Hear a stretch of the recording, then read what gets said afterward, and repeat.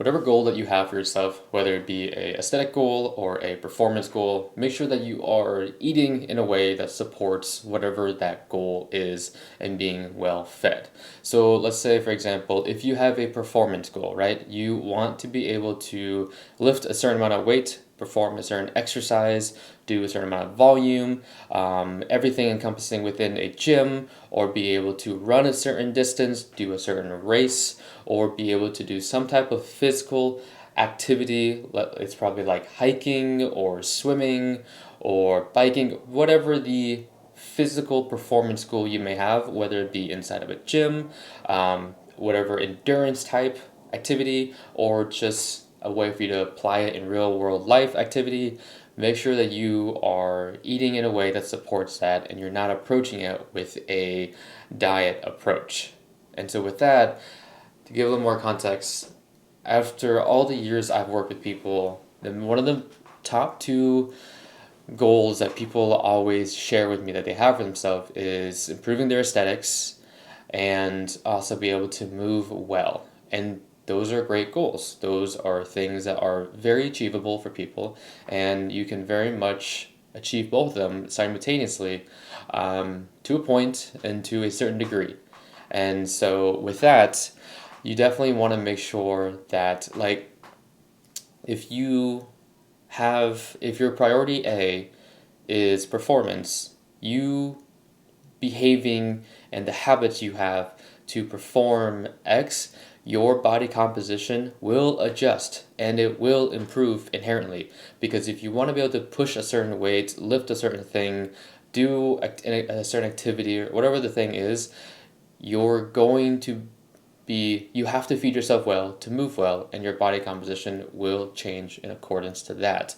Now, if you flip the scale or like turn the table, and if your goal is like more so aesthetic and body composition, then that's totally fine. But understand that if you purely want aesthetics in the context of weight loss or fat loss, understand that depending on what you define as your goal, your performance most likely will take a hit.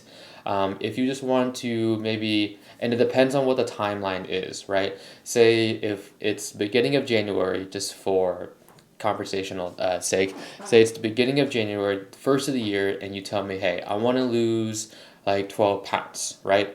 But you have the goal of doing that by the end of the year. So that equates down to 1 pound per month. Solid. We can definitely achieve that fat loss, that weight loss with that time constraint while also still performing well and building strength and doing that. That's fantastic. We can 100% do that. It's almost more of like a body recomposition, but now if you tell me that now in a different context, say you want to be able to lose that 12 pounds in the next 4 to 6 weeks, but you still want to be able to perform well in the gym, lift heavy, feel strong, and all that stuff, well, most likely you are not going to be able to build muscle because the time frame of that constraint is too short. And so there's going to be a trade-off. Do you want fat loss, or do you want strength, muscle, performance, things like that?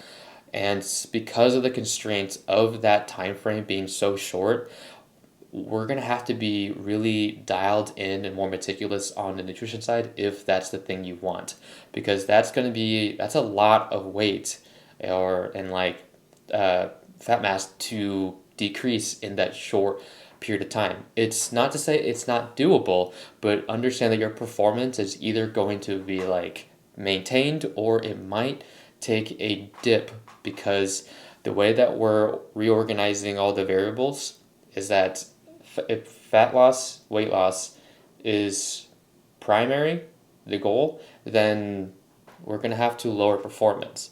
And that means you have to eat in a certain way for that. Now, flip over, if it's just performance, you're fueling yourself for performance. Because if you try to eat for aesthetics, but you tell me that you want performance, but at the end of the day you really want aesthetics, then you eating less amount of calories, under fueling yourself, under feeding yourself, not being able to recover from your food, your performance is going to take a hit because you said you want this. And so a really big thing with people is that you have to be really honest and know what you want. Like, what do you truly want? You can't just dance between the idea and of being like, oh, this week I want to eat more for aesthetics. This week I want to eat more for performance. Because if you keep on jumping between the line and doing that, then you're not going to make much progress. But again, it also depends on how little or how much are you eating, consuming. And so bringing this all back, I would say, set the intentions of being in a structured period. It's like a temporary season that you're like, hey, I have this as priority A and this as priority A for the next one. So maybe it's performance first for the next 3, 6 months or up to a year, and then the next one is aesthetics. Then it's like the more time we have and the less that we're switching back and forth always, we're able to maximize and optimize that one season a lot better. Because if you're always jumping back and forth month to month between, oh, I'm going to bump up my calories, oh, I'm going to jump over, I'm actually going to lower them, we're just going to kind of hover here, and like not much progress is really going to be made. It's going to be quite slow, and of course there needs to be more context in all this. But if you dedicate a purposeful, intentional, strategic season of, hey, this is the 6 months, this is the year, this is whatever hypothetical time frame it is, but like a extended period of time, it's going to pay dividends for what you actually want. And it's okay if your goals change along the way, but you have to know what you want.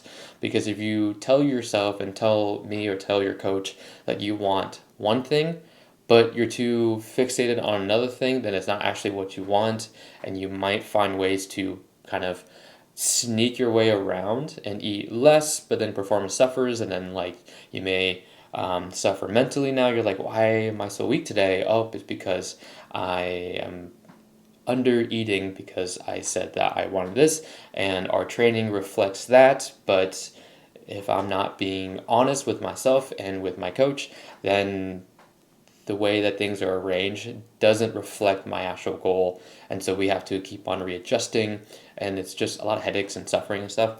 And so with that, definitely understand what is it that you want, and make sure that you are not approaching a performance goal with a diet approach, and just being well fed, well nourished, and fueled, so then you can move well, perform well, and but you can also look better underneath your clothes, like most of us do.